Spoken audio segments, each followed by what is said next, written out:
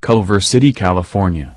A cloak of invisibility envelops the 2018 Kia Niro plug-in hybrid everywhere it roams in Los Angeles. In Southern California's major cities, plug-ins and electric vehicles line the driveways and clog the freeways like nowhere else in the United States. And every time a new EV/EV/HEV/FEV/ZEV hits the streets, eco-minded drivers loves acronyms. It's ostensibly competing for attention. But the Niro PHEV, which is set to launch imminently in major markets across the United States, isn't looking for attention. It's the most recent, under-the-radar jab at the Toyota Prius family from the South Korean manufacturer interested in stealing market share. If Kia aimed for the Toyota Prius with the traditional Niro hybrid, it shot dead on at the EV attributes of the Prius Prime plug-in when developing the Niro PHEV. Like the Prius Prime, the Niro PHEV has an all-electric range of 26 miles. Its 3.3 kWh onboard charger is exactly the same strength as the Toyota's. And both plug-ins take about 3 hours to fully charge on a level 2, 240 volts, charger.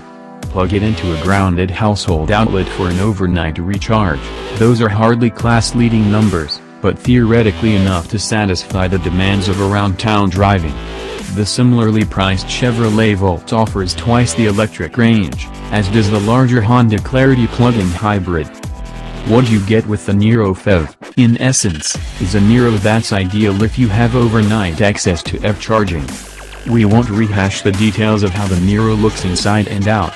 For that, check out our first drive here, since it's nearly identical to the cordless model. Beyond hybrid blue accents on the exterior, it's tough to distinguish the newest Niro from a distance.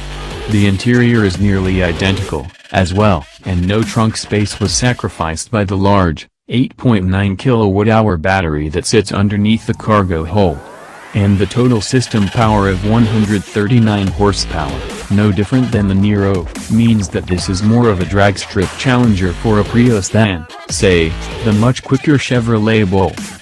An unexpectedly altruistic feature is the ability for the charge port to automatically unlock once the Niro PHEV reaches a full charge, allowing other EV drivers to safely unplug the Kia and sip electricity for themselves. Those thirsty drivers will need to be well read about the Niro PHEV, however, to know this capability exists. The car offers no explicit indicators. For good measure, we decided to leave the flatlands of Orange County for the challenging hills of Malibu, a distance of about 70 highway miles. By the time we set out, the Niro PHEV's battery was all but depleted from the previous day's driving.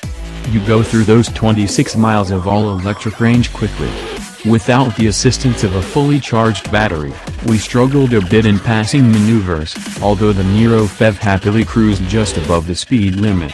Technically, the Niro PHEV offers 2 drive modes, Eco, Default, and Sport, selectable via gear lever, and 2 modes to use and recharge energy, Hybrid and EV. Unlike some plugins, there is no hold mode or an aggressive battery recharge setting. Once you've consumed the juice, there's no instant recharge.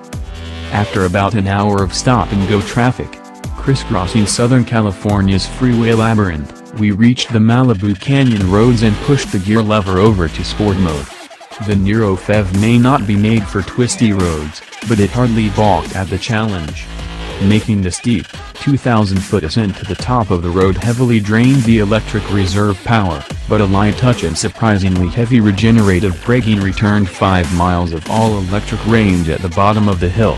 Body roll was minimal, and the eco-friendly Michelins didn't squeal as much as expected, based on experiences with similarly equipped vehicles. We are trying to change the perceptions of plug-ins, in general, Niro product manager Gaetano told us. Niro was built to be a dedicated, electrified platform. On Ono's wish list for future Niro variants? Higher ground clearance, a sportier version, and greater utility. At 6.3 inches off the ground, the Niro PHEV doesn't qualify as an SUV by CAFE standards, something that could prove useful to Kia, as it plans to make plug-in hybrids part of a larger strategy that also includes fuel cell vehicles. At the end of the day of driving, all of these characteristics made sense for the understated, confident Niro PHEV. Without substantially more electric range than the competition, it may not advance the game for plug-in hybrids, but it does sweeten the deal for the likable Niro. Factor in local rebates, credits, and incentives, and it could make even more sense than the Niro that can't be plugged in. You won't be competing for attention, just charger access, and even then only occasionally.